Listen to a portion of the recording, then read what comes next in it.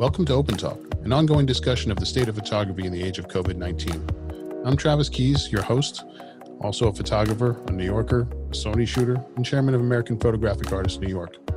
Each week I'll be joined by a diverse panel to talk about where we came from, where we're at, and where we may be going. We do these broadcasts live so you can participate and ask questions. Welcome to episode 6.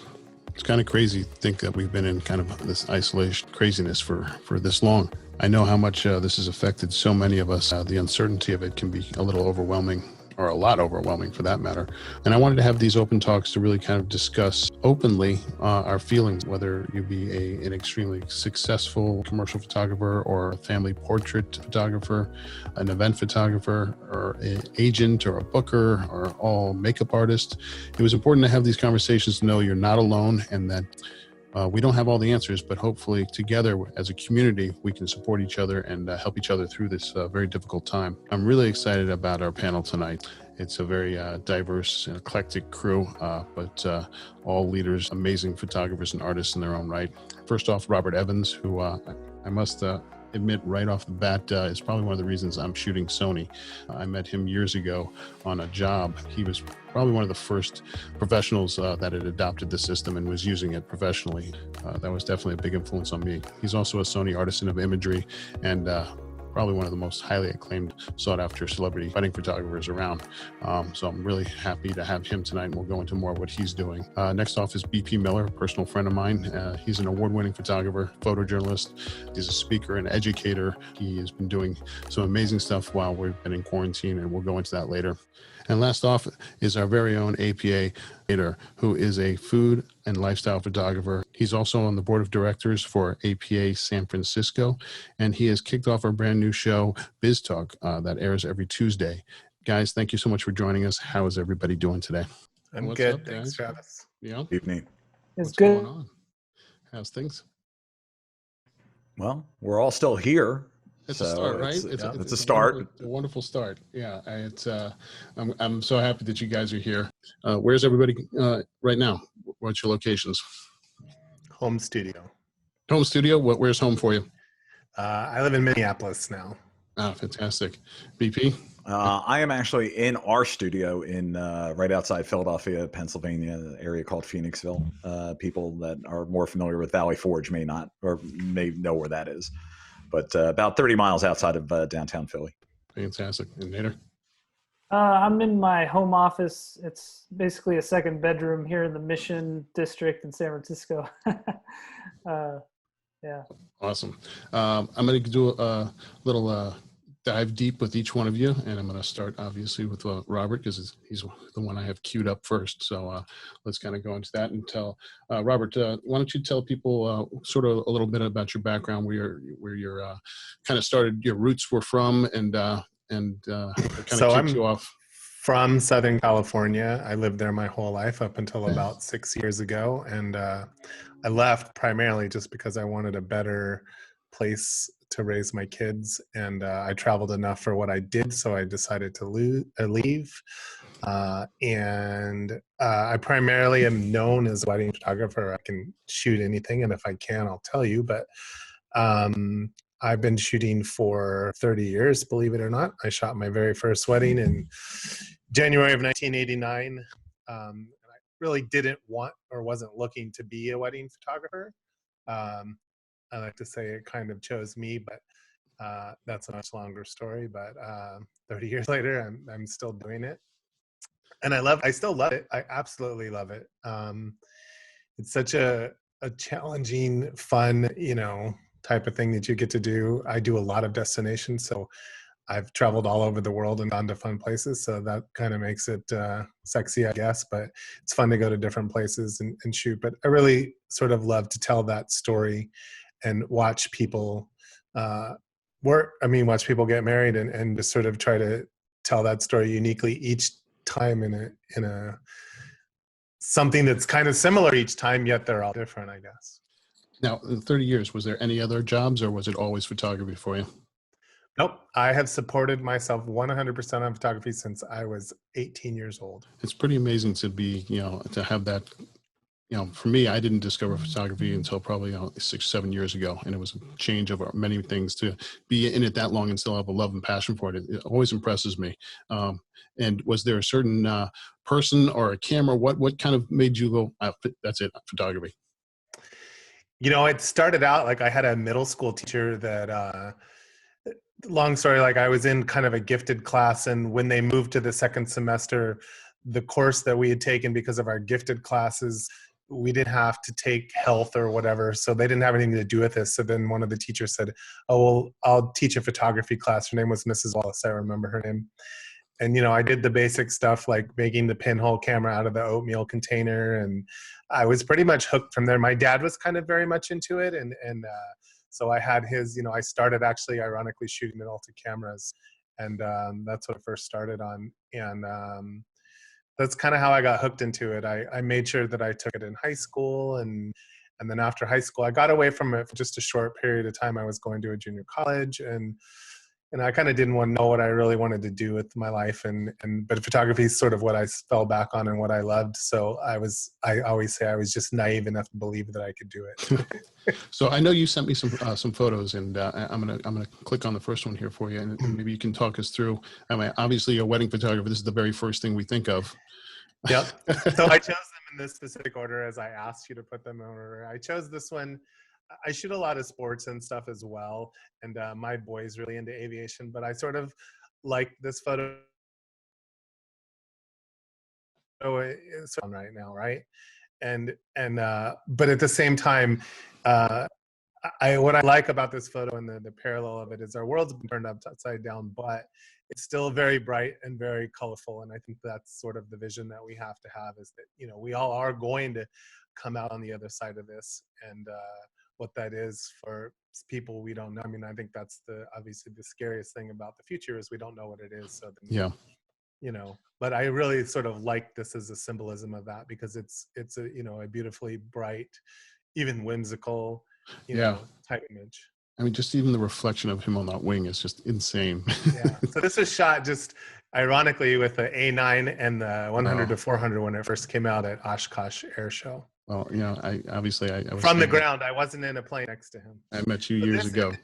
Image, again, I think in a time like this, this was actually a kind of personal project, if you will, that I did probably 7 or 8 years ago, where the goal was to shoot a bride and groom in front of a tornado. And I did it with a couple other people, and we filmed it, and we hired a storm chaser. And this was just one night where we sort of laid over in this little town in Gurley, Nebraska. And we were out just shooting this couple. I had a couple and 4 or 5 wedding dresses she had. And so what photographers do when they have downtime? Well, let's go take pictures. And the storm came through this field across the street from this old barn where we were shooting, and it was really scary because I had the camera on a tripod, and there was just wind. The wind was whipping in these silos in this barn really close to us, so it was super scary. Just the thought of we're out there shooting tornadoes, and I'm hearing this tornado come across the field. There really wasn't, but it sounded like that. And there was just this amazing lightning storm, and so I was shooting the camera. I mean, how I got this photo, I would do like 6 or 7 8-second exposures and pop the flash. So, once you pop the flash, it'll freeze your subject. Yeah. If you look in the dress, you do see a little ghosting because the wind was blowing really hard. Wow, yeah. And then I got lucky. I got a few other lightning strikes when we shot this, but this one that went across the sky, I really didn't do anything to this photograph. It's the colors that they were. The only Photoshop that I actually did to this was take out a few farm lights on the horizon in the background so they weren't distracting. Wow. But other than that, that's how it ended up. So probably one of my favorite shocking wedding photos. This image was the last wedding that I shot before this all happened. Oh, yeah. Early February 2020. And a couple coming down the aisle. This was shot in Los Angeles. And just one of my favorite images from the wedding. So what was the transition like, suddenly like every day you have, things booked and something like that. What was your transition to like, wow, this is real and was it a 24-hour, like everything and canceled, or was it over a week or two, or what happened? Yeah. Like we were talking about before the show, like some of the stuff gets pushed to next year. Right. Yeah. And I had a few things cancel and whatever, but I still have stuff later on in the year that they haven't done anything with. But yeah, I mean, it's just all of a sudden it's like, whoa, you know, we have to sit around and wonder what's going to happen next. And, you know, I don't know. Yeah, it is. I mean, luckily I've planned for a day like this, I guess. But right now I'm just hanging in there like everyone else. I mentioned that I shoot a lot of sports, and I shoot a lot of my kids, but I don't get to shoot professional sports a lot. And the interesting thing about this is this image was shot with an RX-100 Wow. and I was in your neck of the woods there, Nader. And I was like, you know what? I love hockey. I'm from the state of hockey, you know, Minnesota. And I'm like, I'm going to a Sharks game. And I was by myself, so I bought a ticket right on the glass. And I took, what's amazing, people my don't little know point and shoot in there because I figured pocket camera. they wouldn't let me. Because I took the train up from Palo Alto too, right? And so I thought if I get there with a camera and they say you can't go in, I wouldn't have anything to do with it. So I was like, I just took the point and shoot. You know, that camera shoots 20 frames a second, and I sat there on the glass and took these amazing photos. There's actually a story about this on Alpha Universe, I think. No, I pitched it. I don't know if it's up yet. That's so cool. This image is in another project that I'm working on right now, which I started actually spring of last year. Long story, it's like a wedding tip book, specifically aimed at couples, how to get better wedding photography. You know, basically, I tried to write it from both sides of the aisle, meaning from a photographer's perspective, but also to help out the couple. And this is just one of the images in here. This was the very first time. So I started off, I mentioned I shot my first wedding in '89, and at the time, everything was shot on Hasselblad. So we shot everything on medium format. I mean, if you shot 35 millimeter back then, you weren't even considered a serious wedding photographer. Wow. And so this was the first time that I took a 35 millimeter camera to my wedding. When film got a little bit better, it started to become more acceptable. So I had my Hasselblad, and then this was actually a Canon film camera. And this was like the first wedding that I took it to, and I got a couple really great images. But I just love this image. I used to use it in an ad that said, "Don't let your grandmother find out you're not using Robert Evans." You could just put this up as a meme contest and have people caption it. One of those things that could be used for so many wonderful things. It's really fabulous. And this image, tell me the story on this one. And so this is the first time anybody has ever seen this image publicly. Wow. And so I'm honoring you with it, Travis, because I'm super proud of it. And so cool. I just took this right before this whole thing crashed, or as it was crashing. My family and I actually went on a cruise, and we left March 1st and we got back on March 8th. And this was all. And so this was down in St. Thomas at the airport, where all the planes fly over the beach. And my son, I mentioned, is totally into aviation. And so I shot all the pictures of the planes flying low and all the crowd.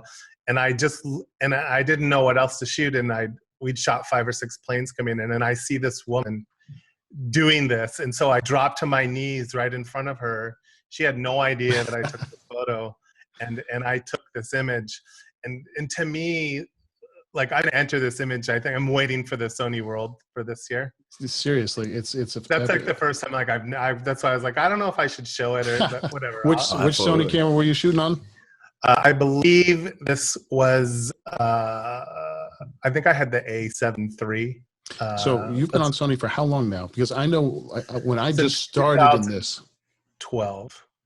Is that not long? Because I remember, it must have been 5 or 6 years ago when I first met you on the Rubin wedding, that you had the Sony camera, and I'm like, I came up and just asked all these questions because I was so fascinated and wanted to know. And you're like, oh yeah, it's a full frame, and that was it. I was hooked. But to me, this image is like so explains the world today, like everything that I love and hate about it all at the same time, like as a photographer, I think we all hate selfie sticks. I know I could speak for myself, but this probably late 40, 50-year-old woman, like trying to get a selfie with this airplane coming in, and it's. But you couldn't have planned it better, even from the stickers on the decals on the back of the phone to the pattern she's wearing on her hat and the dress. I mean, it's just like everything about it is fabulous. Objects in mirror are larger than they appear.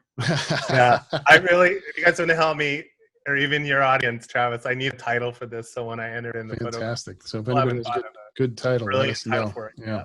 But And one other thing I know that you for, and a lot of people don't know, is obviously you do this. So why don't you tell us a little about that? so this is my YouTube channel. Actually, years ago, I had wasn't a YouTube channel. It was a website basically called the photographymentor.com. It was still YouTube, but it wasn't as big as it was today. And I did education online, and I really enjoyed it. And that kind of ended at the end of 2008, 2009, when the economy kind of took a dive last time. And partner that I was doing it with didn't want to do it anymore. And I really wanted to get back into it and just being an artisan. And so long story, I was like, I'm gonna do this. And so I built a set in my basement specifically so that I could kind of do a show, but I could do stuff outside. I didn't want everything to be all on location, and I'm just playing with it. Like, I kind of took the attitude. It honestly took me from the year that I decided to do it to get the show going. It's been just over a year. It's been like a year and a couple months. And my attitude was, if you build it, they will come. I got to say, so, someone that has a great success in photography, what you're doing, the amount that you give back in education and to people is one of the wonderful things about you. well, that's honestly what I missed the most about it. I did Photography Mentor, and I missed just teaching and giving back. And I realize I'm competing in a world that so I need subscribers, people. So, but competing in a world, where like everyone does YouTube, but I was like, you know what, I'm going to do it in my own way and do my own thing, and it'll be what it's going to be. But I do really like teaching and giving back. I love it. Now we're moving on to my main man, BP Miller. What's up, brother? What's happening? Doing? And tell us about that magical velvet voice you have. It's the one that was given to me when I was born. I don't even it's really interesting. You stick a mic in front of my mouth and I just kind of go back into radio mode, and I don't even realize that I do it. I think it's just something that's a little bit secondary. It's no different than, when we've got a camera in our hand and we're, the fingers are just kind of flying, where they go. I guess my voice just kind of does the same thing. Yeah. So I'm going to bring up the pictures you sent me. The very first one is what you said the last project you shot before all of this, kind of, right? Yeah. So we're the photographers for a radio station here in Philadelphia called the Preston. It's WMMR, but this is something that they do it's the first Friday of March every year. It's called the Cardboard Classic. And because there hasn't been a ton of snow this year, where this took place up in the Poconos, a place called Jack Frost Big Boulder, they had actually been putting all the snow aside on a hill for like a week to get this put together. And so the tracks were just really bad. There were a couple major injuries this year, and it's something that's never really, I've been shooting this for probably 8 or 9 years as the first year. So the one that you're looking at right now is they started to come down, and it's just filled with people. It's just filled with people. And all of a sudden it hits a divot or something and it starts to go over, and you see, as this is happening with each progressive shot, there's people starting to fall out and so on and so forth. Well, then all of a sudden this is what came next, which was ski patrol coming in and trying to drag everybody out. Now you can see the one dude in the back kind of has his thumb up. That's the only person that had their thumb up. And you'll see in the next image, like there was, I don't know if it was a broken nose but there was a broken arm that needed a couple different plates. I think this woman broke her nose. And I'd like to say that was the worst, but it wasn't. And luckily, the great thing about this is, and I can share this story because, they've talked about it on the air ad nauseum at this point. Every person that got hurt this year said, we'll be back next year. Like they've been doing this, especially the next series of images that I'll show you. So I'm going to have you pause on this one for a second because this takes some explanation. So the Mr. Peanut is somebody that's taken part in this every year, and they always have different get-ups.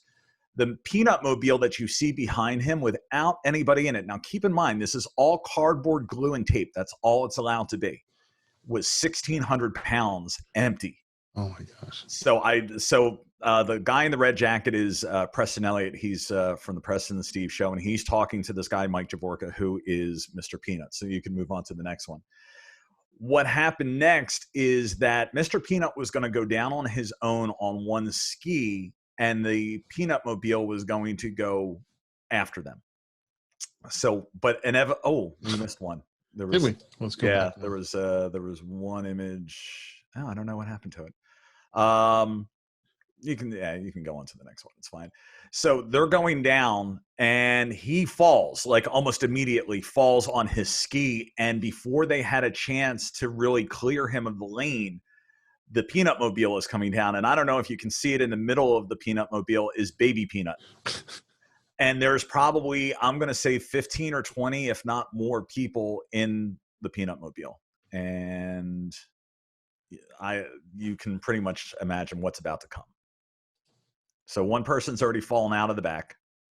Oh, geez. And the peanut mobile strikes Mr. Peanut and proceeds to push him down the lane. And this is the last one here. So this image, you can kind of see, like, as soon as they stopped, you can see everybody is like having a great time. They have no idea that Mike is underneath in the front. And this is one of those situations where you go from photojournalist to rescue, and you throw the camera down. And there were about, including the ski patrol, there were about 15 of us trying to get the peanut mobile up so we could get him out. He broke his jaw in 4 different places. Oh my gosh. There was a lot. I think he broke his nasal bone. A lot of stuff, and I've been in touch with him a number of times since this has happened, and he's been on the radio with the morning show a bunch of different times. And of course, this was 2 days. No, this was March 6th, so this was 3 days before the world shut down. When all of us, he might take off next year. Yeah, no. He said, "I'm coming back." He's already said, "I will be back." If he goes, "I will be back. I will not be nearly this intense, and I will make sure that I am careful coming down." But he's already said, I'm coming back again next year. It's pretty amazing. So I know the next group of series that you sent me is from your hometown, which is, I've visited you there, and it's such a beautiful, quaint town. Why don't you tell people about it? So Phoenixville is a former steel town that has come under revitalization within the last 15, 18 years, and has really just kind of done this huge turnaround. And then all of a sudden, everything just shut down. So the images that you're seeing are from the night of St. Patrick's Day. Wow. On a night that would be just teeming with people, teeming with drunks. It's amateur night. This is Root Down Brewery, which is actually directly across the street from our studio. And on a night when this place should be packed, you have to figure this is the early on in everything getting shut down in Pennsylvania. They had maybe 3 or 4 people roll in for takeout, and that was it. There was just nothing was going on. And it's the flip side of that is that the town and the community has really come together in ways that I've not seen in many communities. I mean, everybody is just looking out for each other. Everybody's making sure that everybody else is taken care of. A lot of us small business owners have been doing some, great things to help each other. But then even beyond that, so the owner of Root Down Brewing, this guy, Mike Hamara, who's become a dear friend of ours, one of the beers that they put out, they're taking basically most of the proceeds, and they've opened up a convenience store in their tap room for all of their laid off employees to come in and just shop for free. So it's fruit, it's vegetables, proteins, toilet paper, toothpaste, like all the stuff. Just to see stuff like that, you're like, okay, like I think we're going to be okay. I think that I've seen the best and worst humanity during this, but some of the best humanity I've seen has happened right here. Yeah, I think there's a lot of beauty that comes out of this, and this is part of it. And this image, spoke to me as soon as I saw it, and I definitely wanted to say it. So people don't know that you and I actually know each other, and we kind of give each other a lot of flack back and forth. So I want you to explain this one to me, okay? Oh boy, I can't wait. Here we go. This one. So I have been doing something. I've actually had to take the last few nights off, and luckily one of my oldest and dearest friends has been doing hosting duties for me. But I started something up called the Fireside Chat, and of course it was kind of taken from Roosevelt's thing. And the idea was just for people to have some place to go every night for an hour and a half, 2 hours. And this particular one, we do what's called Effed Up Fridays, where we basically just have a 2-hour social happy hour, and it's gotten a little out of hand. That's my drinking hat. And that was just the promo video that I was doing. And I didn't realize I still had Mad Elf in the fridge in my studio left over from the holidays as we were cleaning it out. So yeah, I am proud of that image. Thank One you. thing I wanted to say is, like, how long have you been doing the Fireside Chat now? Oh God. We're coming up on 30 days, if not 31 And now. this is something, when you first initially told me, you were doing it, you said you're doing it every single night. So you've done this basically with maybe 1 or 2 nights off for 7 nights a week for 30 nights. Yeah. And continue to go this week, outside of moving, we had to move. So this week I've kind of taken off, and my friend has taken over hosting duties, but we have been there every night since March, whatever it was, 9th or 10th, I guess. You've created such an incredible, beautiful community that people will rely on you and feel comfortable going in, and it's a stable place for them. It's one of the most beautiful things I've seen come out of this, and I really kind of wanted to highlight that and spotlight that. Well, thank you. And I know today you also came from doing something else. Yeah, I started, because there's nothing else for me to do at the moment. I kind of went back to my roots, and I started an interview program called 10 Rounds. And so far, we've had 3 people. This person here is Preston, who we were just talking about from the Preston Steve Show here in Philadelphia. We had Matt O'Donnell, who is a newscaster here in Philadelphia that was on last week. And we had somebody else from the Preston Steve Show on. I've just been reaching out to all my friends that are known in some form or fashion. I've got some people from Hollywood that are going to be on. I've got some acting friends and some comedians, and we're trying to get everything set up. It's just something for me to do. I mean, freelancers right now, we've only lost 1 job so far, and basically they just went virtual. Everything else has been postponed.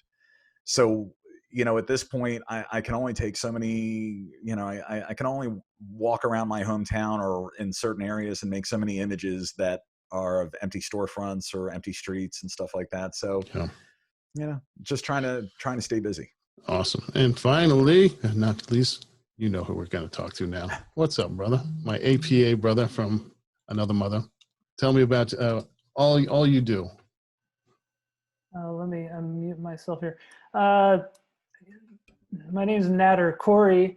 I'm a photographer out of San Francisco, and I used to be a photojournalist. I actually, similar to Robert in the sense that photography is all that I've ever done. I was a photojournalist for 10 years. Studied that in school, and it's kind of always been this, especially back then, it was like very purpose driven. I mean, it still is to a certain extent, but just a little bit different. And to answer that question about how did I get in photography, I come from a family of like doctors and engineers, and so something considered creative isn't necessarily what my family. Well, actually, you know what? To take it back, I have a lot of painters in the family, but not photographers. I was a photojournalist at a newspaper for 9 years. So do you find yourself right now, as a previous photojournalist, which never really goes away, wanting to go out and document a lot of what's going on right now? That's really interesting. I've kind of completely changed. I'm like, I went from one extreme to another, and now I'm more like, shooting advertising and studio, but I mostly shoot on location now. But I haven't necessarily wanted to go. I have a lot of buddies that have been out there shooting, and it's great to see all the great work they're doing, but it's kind of like my past. I mean, I still like shooting in the documentary sense, like as a photojournalist, but more, a little bit more on the kind of commercial side. So I asked you to send me some images, and so this is the first one that you sent me. Yeah. Why don't you tell me about? This isn't something you necessarily would see a former photojournalist doing. I think, I used to, I don't know if Alex Webb, Magnum photographer. It's kind of funny that I like all those harsh shadows from his book from Under a Grudging Sun in Haiti. I'm thinking about that actually when I'm shooting this, like, some harsh light. Generally, like, my shooting style isn't only just always, hard shadows. But so you'll see a lot of like just more commercial stuff. Well, I think our past obviously influences the way we tell stories, stuff like that. I don't think I'd be the photographer I was if I didn't, start in film and TV and then open up nightclubs and bars. I mean, if I changed any of that, I wouldn't be shooting the way I shoot nowadays. So obviously what you're doing influences you. Yeah. And it's all about trying to make static things like food, could bring them to life. So just make it a little more dynamic. And then so I'm a food and lifestyle photographer. So all of that photojournalism kind of lended itself more to shooting food and how it applies to people as well. So shoot a lot of chefs and lifestyle around food. This is actually for a salad brand called Mixed that I shoot for seasonally. This was like last summer's campaign that they did, so got to do it on location at someone's home with the pool. Also part of that Mixed stuff. I could use a little summer out on the beach with a little watermelon right now. It just makes you longing for So this shot is actually my girlfriend. I put this in there just you're asking what we're up to. Yeah. This is like March, right when we got our shelter in place, and we got my agent got a request for some stock imagery of people with masks on, people washing hands, and I wasn't really wanting to do it, but I kind of was like, what? All 4 of my jobs just got canceled. Why not? So we did some of this, and her, like, she's actually working from home. She's like so busy right now. Just her company is just like nonstop. It's kind of weird. It's amazing how some people have transitioned into this and are just as busy, if not more busy now. Yeah. And so I did this, and it wasn't that fun to do. And I started, figuring out what other things I wanted to do. And this is one of them. A good friend of mine, Steve Babeljack, who's also on the board with me in San Francisco. And we actually studied photojournalism together, him and I, by the way. Wow. Yeah. He and, a lot of photographers have been thinking about getting into stock now. And so we're talking about how to transition a lot of our, imagery into stock now. And it's a big topic. And also Smitha Mahanti, she's a great photographer if you get a chance, and Steve obviously as well. And so we're actually, keeping it open. We want to potentially bring on some other photographers. That's fabulous. Just the idea of, if these days you hear a lot about stock is dead, and a lot of people are reluctant to get into it, but a lot of these brands right now are hurting for imagery. And it kind of, I obviously haven't even sold any stock yet, but it's kind of getting our curiosity, and there are a lot of brands that are asking. I think it's a smart way to transition and kind of branch out. It's very smart. And I know you have started a new APA show. I know Open Talk is weekly, and now we have Biz Talk, which you've just completed your second one and going into the third one. So why don't you tell us a little bit about that?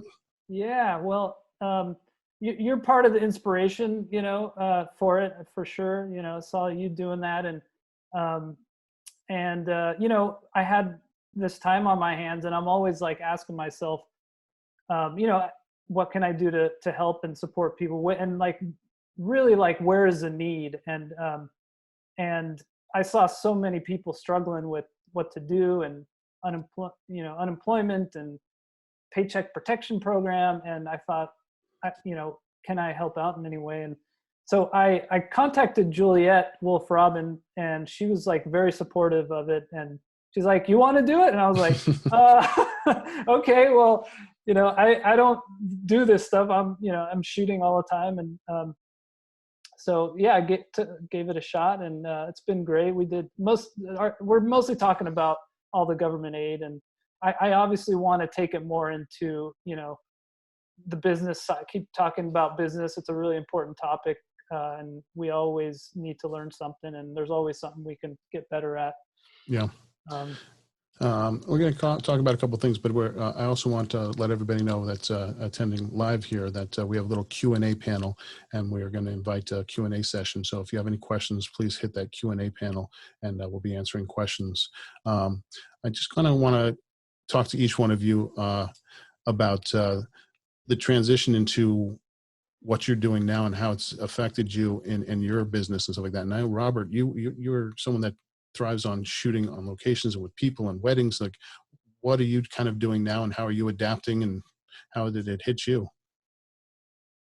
I mean, to keep myself busy, I've been creating more content for my show, so it allows me time to sit and write that. I mentioned kind of just showing my images that I picked up the project of writing a book that I wanted to do, and so I've been doing that, and I've been productive at that. I mean, I pretty much kind of had it written, and it's not like a novel per se, it's tips, so there's 50 or 60 of them, and I got that done, and it's at an editor right now, and so it's moving forward. And as far as shooting stuff, I still walk around my neighborhood and take a camera, and I live in the suburbs, but Minnesota has a ton of lakes, so I'm close to lakes and wildlife, and so shooting birds with a camera and things like that. I just get out. I thought of a little project I want to do around the house here on my own, so I'm gonna probably, it's just fun. Like, I think the most important thing, is to keep shooting. I think we're all in the same boat, right? We all have cameras and we're not able to shoot what we normally shoot.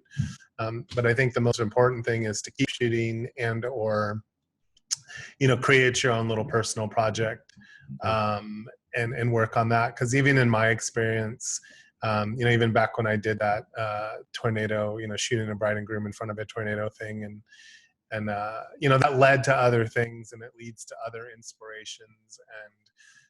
But I think that's the most important thing. Like, I have a saying that for myself that I made up, thought of, whatever you want to call it. But I feel like as long as I keep taking steps forward on my path, the universe keeps placing stones in front of me on which to walk. But if I stop, then I'm not going anywhere. Yeah. So I think now is a really good time to just keep walking, even if it's shooting around your house, or, I think it's stuff like this that gets us to be a little bit more creative. And I know it's tough for those people that well, I have zero income coming in, and you're freaking out. And I understand that. I would be too. And I've been in that position before. But if nothing else, get your mind off of that. Yeah. Nader, I know that you started the Biz Talk, and you got a bunch of questions. What was the main thing that people were mainly asking you questions about and really kind of concerned about? And have you seen in the last 2 weeks? Has it changed from week to week, or it's the exact same thing? Or what's your feel on all of this from the community? Sir, you're talking about just in general the government aid and how people are. Well, you've done 2 episodes now of Biz Talk, so obviously you're getting questions and people kind of, what was the, must have been. To be honest with you, like, the questions, they're just pouring in, and people are so confused at how to get their applications in, and what should they apply for unemployment or PPP or EIDL, and there's all this stuff coming at them. So they're just, and everybody's situation is so specific and different. And so they all have a unique question. And so trying to bring on people that know about it, and even those people right now don't have a lot of guidance as well. They're in some cases having the same questions as all of us. So I think there are a lot of sole proprietors in APA, and as well as LLCs too. But and a lot of the webinars that you're seeing out there, they're not really addressing what sole proprietors are going through. So I was trying to cater it a little bit more to them. How do you feel the show's adapting from week 1 to week 2 and this next one coming up week 3? Well, honestly, I mean, this Paycheck Protection Program is really kicking my butt and everyone's butt. And it sounds like the first round's run out of money already. Yeah, exactly. I mean, we might not hear anything till next week about if we're going to get extra $250 billion. Yeah. But I really want to break from it. I mean, I don't know about you all, but I mean, it's kind of sucks. But I mean, I'm still hopeful. I'm still hopeful that we can get some support from the government. I mean, I like thinking about all this, and what we can do is, you know, and part of why I did this was because I feel like the best thing I could do to help people is to make sure that they're getting enough money to meet their expenses, you know? And, I know BP, you're really doing so much in terms of the community and stuff like that, and trying to keep a positive attitude. And I know people think, oh, keeping a positive attitude, how can you tell me to keep a positive attitude? Positive attitude isn't about, you know, being, hey, chipper every day. It's about saying, I know there's light at the end of the tunnel. I know things are going to get better. How are you? I mean, your fireside talk every day is one thing. You're seeing people. How does that change from day to day? And what have you seen over the time? And how is that, you know, community building? I think it honestly depends on the background and where they're at. Everyone is going to have a different fear. Everyone is going to have a different way of dealing with things. I personally have just stopped watching the news. I've got friends in DC that I talk with. I've got friends in positions of power that I speak with. Like when I want to find out something, I just ask. I'll read AP a little bit in the morning, a little bit at night. Like I am staying on top of things, but you got to step away from the news. I mean, it's, I've been saying for years that I think a lot of the polarization that's happened here in the US has to do with the 24-hour news cycle. And it's not, I was just listening to something and they were talking about, like, I didn't know, back in the day, we didn't know who Walter Cronkite, voted for, and nobody cared, like it was one of those things where, like, you went to the news for the news. Now it's opinion journalism. Like even when I read news locally, like I'll read, Sky News or Al Jazeera or some of these other places, because I want to see what the rest of the world is, how they're seeing the US. So for me, the biggest thing is just watching the news. And since I stopped doing that, man, I got to tell you, it was a game changer for me. But even beyond that, I've gotten happiness just by helping other people. And that has kind of, as a matter of fact, it's outside in the hallway, or else I pick it up. But one of the Fireside Chat members designs her own shirts and stuff like that. She has a business here in town, and somebody coined the term Quarren Fam, which is how we're looking at ourselves in this group. And she designed it, and on the back there's a quote from my wife from one of the F'd Up Fridays that says, I can't do anything with this many witnesses. So the idea is just to be there for other people. Phone calls, texts, like stuff that everybody's heard, but we've been doing since day one. And you can't worry about, there's really no difference with this than any other time. The difference is we're all in the same boat. I just wrote an article that I posted up on Monday. I was watching, I don't know if you guys saw any of this, Tasty had done something called the Saturday Night Seder. And I'm Jewish light at best. I was bar mitzvahed and stuff like that, but I'm not over religious. But Jason Alexander was the host, and there was this who's of Jews and non-Jews and all this other stuff. And it was so great to watch. And I had this epiphany. Oh my God, we're all in the same boat. Like everybody is just trying to figure out a way how to fill the days. Like these, John Krasinski with the SGN channel on YouTube. Yeah. The fact that he was able to get Lin-Manuel to get his entire original cast together to do one song from Hamilton for this poor 9-year-old that was supposed to go see Hamilton. Like it's brought out a lot of amazing things in the world. You have to glom onto that. You really have to find those little points of light, because we are all, for the first time in our lifetime, we're all in the same boat. We're just trying to figure out how to get from one day to the next. And if you do that, burying your head in the sand with either news and not connecting with people, not trying to do things, I know it's easy for me to say, but that's what's worked. Yeah. Robert, how long have you been sort of self-quarantining with your family and stuff like that now?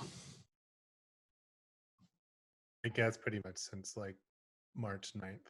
Have you found yourself developing different rituals or things that during the day that help you out get through? Or are you waking up and like, oh, I'm going to make myself a cup of coffee and then sit down and create something, or I'm going to have, breakfast with the family? Are you doing anything differently that's kind of been birthed from, this time spending with your family in sort of a quarantine isolation kind of?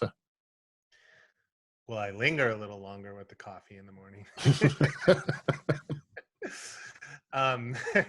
But I still pretty much have kept to my routine. I mean, for the first 2 or 3 weeks, my kids weren't even in school because they didn't start homeschooling until April 6th, because we had a spring break in there.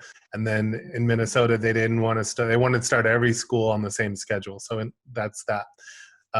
But again, it's just sort of forced me to, and I've liked the time that I've had, to work on these projects and be creative in a different way. I actually enjoy writing. So again, going back to kind of working on the book and things like that. But I mean, there hasn't been too much of a deviation. I still try to get outside and go for walks and, that type of thing.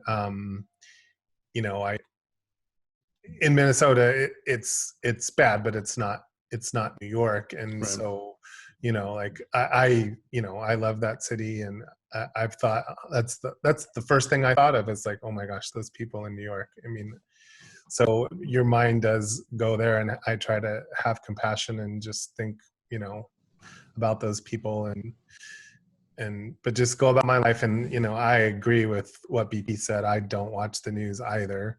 Yeah. And actually love Krasinski's thing too. Like I loved that. And I mean, I'll say this, I can't even probably talk about it, but I literally cried when I watched them sing to her. And I haven't even seen Hamilton. I don't even like musicals. but I mean, it's one musical that I would like to see prior to even watching that. But I literally sat there and cried when I watched that show. Yeah. Real funny side note. A friend of mine actually got called out on SGN this week. I guess when the one he put out a couple days ago. A friend of ours here locally that my wife's been friends with his wife forever.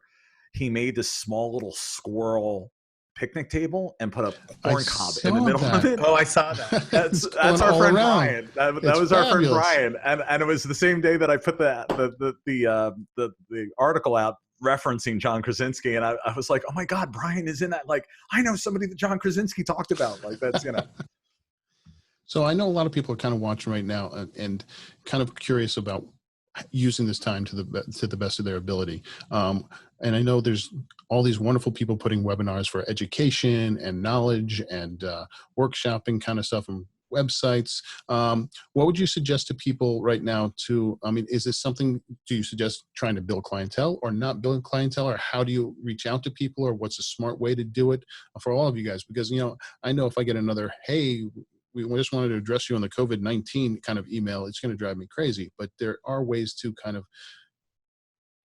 advance yourself here and come out of this ahead. So what would you suggest to people?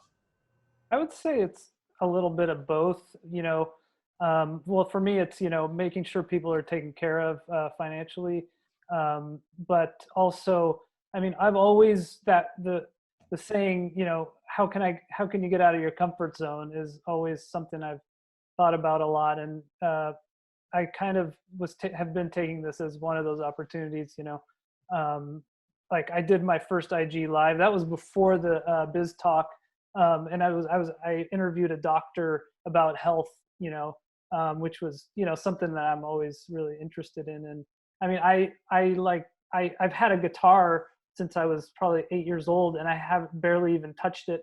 So I'm making myself like sit for an hour on Saturdays now. And like, I mean, I can't even play a song yet still, to be honest. In a couple of weeks, we're going to have you back on. You're going to play us off. No way, a little jingle or something. BP, I know you were thinking about saying something there. I absolutely expect you to roll in like Clapton the next time we do this. For me, we've been so focused. So my wife and I were selling our house, and of course it went under contract March 7th, and settlement's tomorrow. So we've been kind of hyper focused on that and trying to figure out where we were moving to because we still hadn't found a new house. there's a very fine line between self-promotion and being a human being. And like when I started seeing all this nonsense about, you know, portraits and all this stuff, and I'm like, somebody asked me if I would do it. I'm like, if I'm doing something like that, I'm doing them for my car and I'm not charging anything. Like this is one of those times where, yeah, everybody is worried about themselves, but you also have to be worried about everybody else. You know, there's a very, very fine line between self-promotion, self-preservation, and humanity, and where you fall somewhere in there. And for me, I'll be honest. The last time I picked up my camera were those last 3 shots that you saw, just because I was burned out before all this started, and I really needed a break. And like I had been diagnosed with degenerative disc disease back in January, where I had pulled myself off a lot of our shoots and had our staff doing them because I needed to start strengthening that back up, which, you know, I've been doing, and hopefully that, you know, you can't go backwards with it, but I can kind of strengthen up the back muscles. But in the same time, you know, for me and for everybody else, it's just, I've found that just being there for other people, I think, you know, karma has its way of coming back to you. And that's like, there's no amount of hope or wish is going to bring back business that we just don't have right now. And I'd rather look back on this time and know that I did everything else for everybody else, and knowing that we were okay, in the hopes that, you know, everything just kind of comes back around. What are your feelings on it, Robert? I know, you know, you have kind of wear many different hats where people would reach out to you and you would reach out to people. What would you kind of suggest right now as that happy medium? I've been doing a little bit of this myself, but I think, you know, we're all bored, right? I mean, we're all like, what do I do? I mean, there's in your day where you think that. And so I've just been, you know, like picking up my phone and reaching out to people that I haven't talked to in a while, just as a friend. And you could do that even within your industry, I think, like, you know, and just say hi, don't ask for anything, you know, check in on them, catch up. I mean, it's a great time to catch up. I talked to someone today, an hour before this call, that I hadn't talked to in 6 months. And I was like, hey, I saw your name, and it's really how it happened. I was looking for something else, saw that person's name, and was like, hey, I'm going to call him. And just called him. He didn't answer right away, but he called me back, you know, a few hours later. And I've just been enjoying catching up with those people. And so I think that's something, you know, like, you know, we all do business with people that we like, right? We want to be around people that we like. And so call those people that you like and say hi and talk to them and see how they're doing. And, you know, sometimes just listen. Yeah. I think that's one of the most important things. Trav, can I say one thing real quick? Absolutely. I think one of the things that I would want to tell everybody more than anything else, and I've been seeing a lot of this lately, is like, so like the senior portraits that are going around on Facebook for all the stuff. And all of a sudden now I'm seeing people, you know, high school kids aren't even on Facebook. Can we all like just whatever's going to make everybody a little bit, like, can we agree that not everybody is going to see other people's ways of doing things, but can we stop shitting on them just because they don't necessarily agree to your mind? Like, everyone is just trying to find their little slice of happy right now, and you don't know what everybody's going through. It may seem like a crap idea to you, but if it makes sense to, you know, to that person, that's all that matters. You know, we have to give each other a little bit of breathing space here, because I think you brought up something very good earlier, and it was that, you know, and we all sort of feel this and know this, is that we're all going through the same thing at one universal time right now. And I don't know how many points in history that you can say that all of us are kind of in the world are going through the exact same thing and feeling that. But walking in the same shoes, there's nothing more important right now than just to feel a little empathy for people and understanding and be kind to someone. And I think that's, you know, if we can take that out of this and all kind of just, you know, look at each other and say, hey, are you okay? Or what can I do for you? Or what's going on? Those are important things to do right now, and just to reach out and support each other. They're so important. And we know we're kind of running quick on time here because we've been talking so much, but I'm going to get to a couple questions here that we had. And one pressing one, which I got, is for you, Nader. And I don't know, you know, it comes in from a guy named Steve Babuzlak or something like that. I can't pronounce the last name, but how is Nader keeping his hair so clean and cut during this time? And that is a serious question. That's the Steve. That's my buddy Steve. Ah, so there's a little dig Right. there, huh? Yeah, he likes. We're always at each other for sure. But I mean, I have been cutting my hair, just trimming it every once in a while, and now I had to like really go extreme and learn how to cut the top of it, or else I would have been like up to here by now. So, YouTube, man, YouTube. The Floby, if people remember what the Floby was. So a quick question, a lot of you have, and I'm going to summarize it because there are lots of different versions of this. How do you see the industry changing coming out of this? What effects, like how long do you see it happening? Like everybody has our own little thoughts and nobody really knows an answer, but how do you see this may affect the future of our industry? I think it might thin it out a little bit. Yeah. I mean, I think because people right now everyone's like discovering other things. And so I think naturally that way you're going to get people that like, yeah, I gave that photography thing a shot and wasn't working for me and I'm out. And, like I definitely think, that will happen. Yeah. Any thoughts from you guys? I've always said that it's a very expensive hobby. And I think you're going to see a lot of the hobbyists, and I don't mean any ill will towards anybody, but it is an expensive business to maintain. I mean, just in equipment alone, forget insurance, forget, everything else that goes with it. I think you're definitely going to see a lot of the Uncle Bobs and stuff like that kind of step out, because I don't think they're going to have much of a choice. I mean, the average lifespan of a studio that opens up right before all this happened was about 1.5 years, 2 years. So I think, you take that level of the world has just gone offline, people are going to have to scramble and figure out a way to make money. Whereas like maybe some of these people were doing it part-time, on the weekends, in addition to their full-time job. I think you're going to see a lot of people drop off. I think a lot of pro houses and studios are going to see a huge bounce back after this, because people are going to be scrambling to find photographers to cover their weddings and their events and stuff like that, because the other people that were scheduled either just went out of business or maybe don't have the manpower to do it anymore because everybody had to get laid off. It's going to be very tough. It's heartbreaking to be sure, but until we come out on the other side, it's going to be really, I think we all know what's going to happen, but we won't know until it happens. Yeah. I mean, I think it's going to be a period of lots of caution, and we're hearing it where you're going to be on set and you're going to be wearing you could be wearing a mask. I'm not saying that for sure, but the models may not be able to. Yeah, smaller crews and clients not coming to the shoot maybe, and you're tying them in live maybe, some or remote shooting. And yeah. But can we say that may not be a bad thing? On those commercial shoots, if they're virtual, that's great. That's okay. Oh God, our power just went out. So sorry. And you post the computer. Yeah. I think, it's also an important time. I mean, you usually find the people that hustle continue to hustle because, I know you, BP, you've been doing things nonstop. Robert, you've been doing these things nonstop. Nader, you've been doing things nonstop. We haven't slowed down in this. And I think if it's in you and it's your passion, it's not going to stop, and you'll find ways to make it work. There's been no time like this, and there's a lot of stories to tell, and these are going to be very, very important stories to tell in the future in the archives of this period. And every story is important. And as a photographer, you're a storyteller, and there's so many things that you can tell during this, whether it's your time in isolation at home, what you're seeing, around your home and family. There's so many important stories that you can tell right now.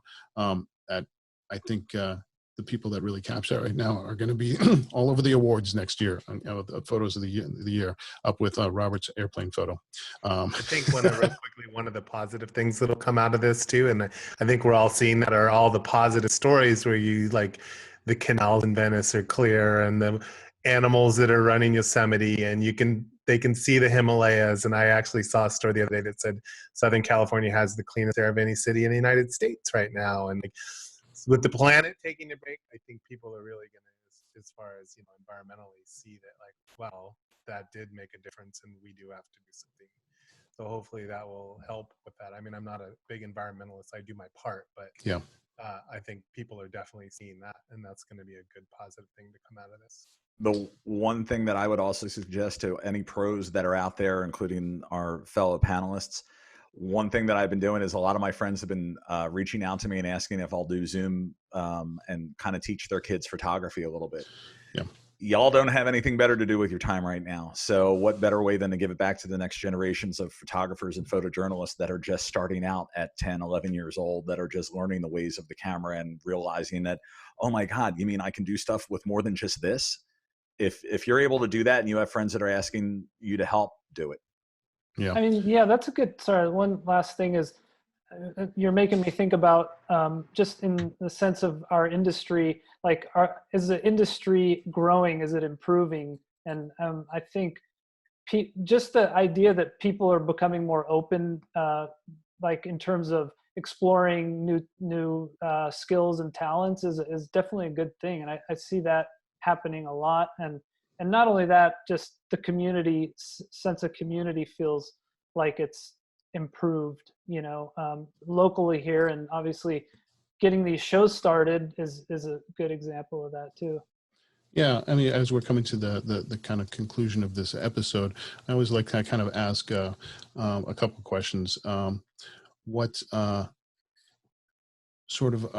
what have you seen in the last week that's really kind of give you hope and inspiration? I know we talked about the John Krasinski thing and stuff. Like for me, it's always that 7 o'clock people just banging on their pots and pans, screaming out, and for the first responders and stuff like that. Is there anything that you've seen in the last week or something that was really kind of like, like it just made, Robert was, that one singing to the woman brought a tear to his eye, so is there any other things that kind of made you kind of, there's hope? Well, we don't have the banging of the pots here, but I mean, the other thing, I know this is silly, but like before Krasinski, I was like really enjoying watching Fallon from home because it was so real but I think I've seen both, like this out publicly, even in the market. I've seen, the angry people, and I've seen the people that help. I mean, I can relate a story. My daughter is a checker at our local supermarket, and she's chosen to work. Like we agreed with her. We're like, look, yeah, it's our way to give back. They've taken precautions and all of that. And some lady the other day was like rude to her in the market. This older woman, in one of those little scooter things, and she's a really docile girl. And but then the guy right behind this woman was like, I saw how she treated you. Here's $20, and talk to her. It's like, so there is good. And when you see that good in the world, and then it reminds me to try to, like walk around every day. And, it's hard to think about because you have to ask yourself that question, but like, what can I do to help? How can I help? Yeah. And so I try to be that person all the time, but we're human and we're not constantly thinking that. Yeah. BP? I would Go ahead, Nader. go ahead. No, please. Oh, I mean, I would say, do you know the chef Jose Andres? No. He's got lots of restaurants all over. He's an amazing human, and he started this organization called World Central Kitchen, and they help people in devastated areas. And he's got this really thick accent, and he's on his Instagram, like I think it's almost every night with his daughters, and they're actually cooking really simple recipes, and they have to do it within like 5 minutes. And that 5 minutes, they have a different song. Speaking of Hamilton, different Hamilton song playing, and it's brilliant. Like he's funny, and he's like dancing around, running around. It's like, that's wonderful. I highly recommend you watch it. Awesome. I think for me, it's been a couple different things. My friends that at the brewery across the street doing that little, convenience store for their employees. Cause I mean, they had 15 or 20 people that they had to furlough. That really, that hit me a lot harder than I think I would have expected. Just, I mean, they're always good people, but it was nice to see that. And I think even beyond that, it's the smallest things, but we have a little porch on our studio here, and we're dead in the middle of our town. And I mean, Travis has been here, and so he knows what it is. But I've sat out there some afternoons, and I mean, I am far away from everybody. Like I'm not anywhere close, and everybody that's out walking or jogging, everybody says hi. Everybody is waving. Everybody is smiling, and that little bit of humanity in just that passing thing has done wonders for my soul on a Yeah. daily basis. Like, even if it's miserable out, I will sit out there just in the hopes that one person walks by, because it just changes your mindset. It really does. And you remember, oh yeah, I'm not alone. There are people here, and we are getting through this. I couldn't agree more. And it's funny, the whole thing about that is, like, I told this story last week that I went to the grocery store, and, I'm sitting there grabbing an apple, and the other side of the woman is grabbing, an onion or something like that. And I look up and smile at her, and I go back to what I'm doing, and I realize I'm wearing a face mask. She has no idea that I smiled. I'm like, oh, okay. So one of our last questions is, we've talked about the overwhelming amount of news and negativity, and just the opinion pieces and all this kind of stuff, information coming from different ends. What do you do to turn it all off for your moment of zen, to, like, this is my moment? Is it a glass of wine with the wife? Is it, what do you do for that moment of zen, kind of inner peace, to bring you pleasure, during the day? Because if you're not doing it, you should. I mean, out and walking in my neighborhood. I mean, yeah, we have, ponds and lakes, and, so I get a little bit of nature because that's where I live. Yeah. So for me, just take that time. My kids come with me sometimes I come by myself, but I do take the camera with me all the time. Yep. And sometimes I take pictures and sometimes I don't, but it's just sort of that time to just get away, because we all are stuck in the house, right? So Yep. I think to get away from your environment where you are, no matter where that is, for a little bit, is helpful. Yeah. I mean, if you would say, like, the main thing, it's cooking, and we cook a ton, my girlfriend and I, and but it's so much combination of things. I've had definitely more time to exercise more, go jogging, which is, like, really something that I do all the time, but even more now. Have you jumped into the baking trend? Because that's big right now. Everybody baking. All these, see the cookies bread. and the breads. Oh my God. And you see another banana bread posted on my Facebook. Kids made like 6 loaves. Do you guys know there's the yeast shortage right now, because so many people are baking, like, actual bread, that there is you can do it with beer. Yes, beer. yes. There's lots of alternatives now. yeast There's needed. lots of alternatives.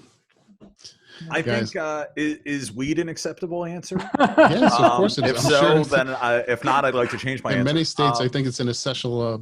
Yes, it is here in business. Pennsylvania. It is very much essential, and all the dispensaries here in Pennsylvania are open. For me, now that the weather, because that's a necessity. Yeah. Well, this is what I love about Pennsylvania. The state owns the liquor stores in Pennsylvania.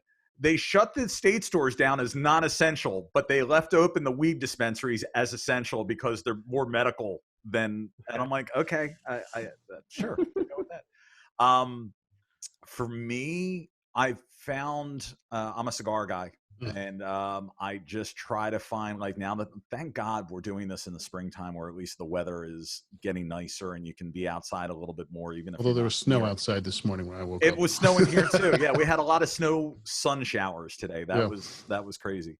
I will try to go for, like, a little bit of walk, or I will just sit on the porch here at the studio and have a cigar and just kind of, like, zen out a little bit and try and find my happy place. Nice. I've been doing. Before we say our goodbyes, I'm going to go through a couple little things here just to remember. Obviously, this is through APA, American Photographic Artists. So it's this community for us is very important.